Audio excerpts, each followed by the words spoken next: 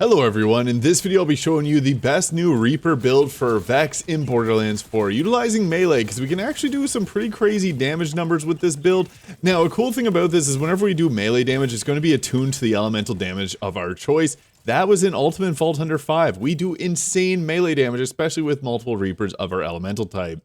So what you saw there was some interesting interactions that we have between our skill tree here, and I'm actually not going to use the green skill tree despite it being overpowered. If we actually stick within here, apply curses onto our blade, and then also use the Hara specs here to also apply multiple different types of damage onto the enemy. And then on top of that, you can utilize the Groundbreaker there to do crazy damage as you saw, but we'll also show you a build without utilizing that. And if you don't want to use the throw and dagger without any melee here, I'll show you that guide as well. And the crazier part is the longer that we go off in combat, the stronger that we get. So this is absolutely powerful, and we get to take 2 augments for pretty much infinite sustain, and ourselves, we get crazy lifesteal. So basically, we go in and then we do our Hara specs there, and then go ahead. This will apply the Cursed Blade, and then we basically do one-shots with our melee here. It becomes absurd. I should go in there. Yeah, final shot, boom. It's crazy. I think one of my favorite things about this build is that you can actually use elements, whereas with the green skill tree, you're kind of stuck with kinetic. Now, the first one we're going to grab here is the Fell Inscriptions. This gives us increased melee damage by 35% and also a 30% increase in our maximum health. This is really good because it gives us more sustain for both us and our minions. Now, at this point, I think it's great to take Coven early game. This gives the minions 10% health regeneration and ourselves too. So this gives us some sustain for our minions by continuously spawning them in. We're then going to grab the Curse Blade here. So Vex's melee attacks apply curse to enemies hit. And this also accounts for our Reapers. And then on top of that, the enemies take additional curse damage every time that they take gun damage. With a fast firing gun, this becomes crazy and it stacks up some further damage. Once we get down here, we're going to take extra curse. So this now triggers from our minions melee damage and deals increased damage when it's triggered by a critical hit. So yeah, this becomes a little bit absurd. I previously didn't use Blood Sacrifice, but I actually like it because when we do summon in our minions, and we're going to want to, this will actually regenerate them, and it gives them basically this skill here, the Grave Quickening, which we're going to take next. So this gives us action skill cooldown rate, and we'll get it per stack. So every time our minions die, which is if we have 3 of them, we do another one, it replaces it and actually triggers this skill here. We can then get an action skill cooldown boost, which is actually quite nice. Now, once we get to this is the best augment, but we're going to get to be able to take 2. Hellish Harvest allows our Reapers to do a special attack where they spin around and it does extra damage, and they regenerate 50% of the maximum health per hit. Multiple enemies, they get a big boost to their damage. And they'll do this the first time that they attack, and then also every 3 attacks. At this point, I actually think it's better to go into our right-hand skill tree, and we're going to take the Obedient Fiends here, which gives us increased minion damage and increased command skills. It doesn't seem like it's going to be much, but it's better than the Prismatic Weaponry, which gives us bonus gun, critical hit damage, and all that bonuses, which are nice, but I think this ended up being better from my testing. I also personally like to take the 1 point in Death Falls Closer. This gives us a Reaper anytime that we go to low health, which not often does it happen. If you find you're not triggering this, don't take it, but this just gives you a free Reaper. I think it's a great choice. And then we can go ahead here and take, I like the Spirit Bomb giving maximum health capacity for our Reapers, making them last forever. And then they drop a huge Spirit Bomb whenever they go down. This is a really big boost to them overall. And then we're going to take 1 stack of Ancient Rites. We'll come back here later because this actually gives a pretty good boost to damage whenever we have our minions out. So we want to get this, but I do think it's better. Obviously, Obedient Friends gives us a bigger boost.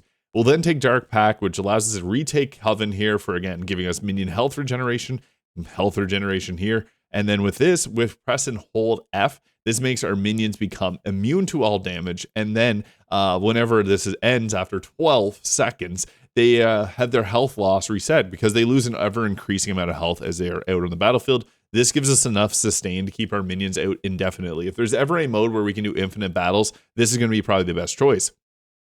Deadringer gets an additional charge. This is super useful. This gives us 4 minions that we can summon. We can only have 3 at a time, but it gives us another cooldown. We'll then go ahead here with taking the Recurrence here. So whenever Vex deals gun damage or melee damage, gain a stack of Recurrence, which increases her minions' gun damage and melee damage.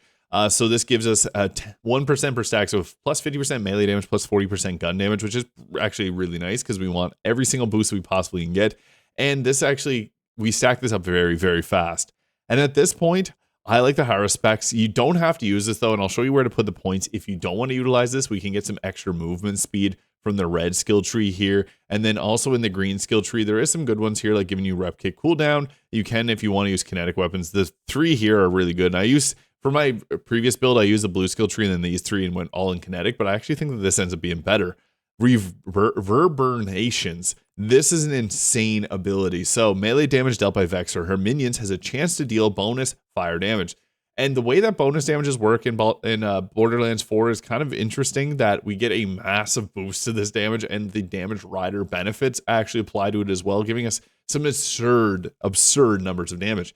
So this only has a 50% chance whenever we do melee damage. That's okay, because our minions do melee damage often. And this is 100% bonus damage dealt. Fire damage is not the most amazing damage type, but this is a crazy boost to our damage. It's absolutely absurd. Now you can grab the Grim Reaper, experiment with if you like. It's not going to be good as going with the Dark Pack for the invincibility. The Grim Reaper is okay, but I found that just regular Reapers did a much better job in my experience.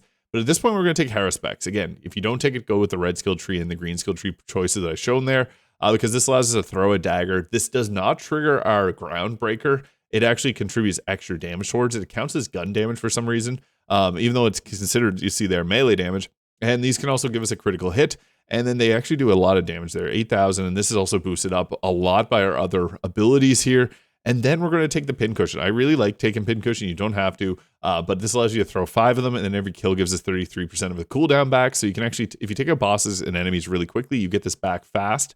And then once we get down to this skill tree, I think it's best to go into the red skill tree, because there's one actual ability here which is crazy, because action skill damage is these, our Reapers. So if we go here, we have a lot of lifesteal, which I'll show you about from a class mod. Only take this if you got the Teen Witch class mod, because you're going to have maximum health pretty much indefinitely. And then this gives us 40% increased action skill damage, which normally is just the phase familiar, but in this skill tree, it's much better. And it's much better than the Incarnate tree, because this is our Reapers now getting a massive boost to the damage and all the way through the skill tree here. Once we get down to the last levels, you can go back and take some of the increase, like if you want a little gun damage there, or if you want reload speed. I don't think that these work the best. I think, I mean, the kill skill giving increased damage is actually kind of nice. If you take 3 stacks of this, or 2 stacks, I guess that's 5% damage dealt, and you can get 3 stacks of 15% extra damage overall. I also think that you can go with the Ancient Rites here. It's kind of a toss-up between these. The Grave Fiends can be actually some decent damage from the 2 of these. This gives the minions more damage. I actually think a couple points in Grave Fiends is a little bit better. We'd still got down to here where we wanted to. And I guess I should mention the Specializations next, because Groundbreaker gives us absurd damage, especially if you're having a hard time clearing bosses. This is what you saw destroy the boss earlier. So non-melee attack damage and slam damage are stored. Melee attacks and slams deal bonus kinetic melee damage on stored damage and consume it. The stored damage is 20% of that damage, and the duration is 5 seconds. So if you spray a bunch of bullets into an enemy and then go stab, stab, stab, you do some crazy damage. It's a lot of fun too. I actually personally like that. I also like to add in I am a gun, so this will take your gun damage bonuses and add them to our action skill at 50%. So if you get an enhancement that gives you 25% gun damage, it's a 12.5 added to our action skills, which are Reapers. Great. You can also, if you want to increase your melee, you can go Bear Arms. This will give you 50% of the gun damage increases to your melee, which is pretty good. Now with Caffeine, the best specialization. I did a tier list ranking all of these, and this one's the best in my opinion, because you can get 75% of your action skill cooldown back. So every time that we use a triple bypass, which is the best Repkit for this, it gives you a Reaper back, basically. It's pretty crazy. And then we get the best defense here. So we're going to have full health often, and this gives us 30% boosted damage whenever we have full health, which we're going to have often. You can also add in the Bullets Are Scared of Me, which is okay, and Bear Arms. I think Bear Arms would be a good replacement for the best defense if you wanted to go this way. And the best class mod, Teen Witch, really puts this all together, especially if you can get these skill tree rolls. So you can see there, the 3 in the blue, red skill tree is absurd on this build. So Grave Thirst, this is the one you want to find for sure.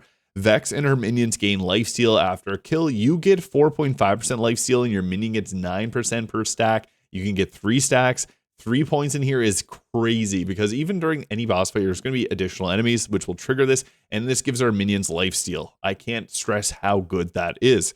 And also getting the Corporeal is also really good. So Vex and her minions gain increased maximum overshield and overshield duration, while Vex has overshield. Her and her minions gain increased damage dealt.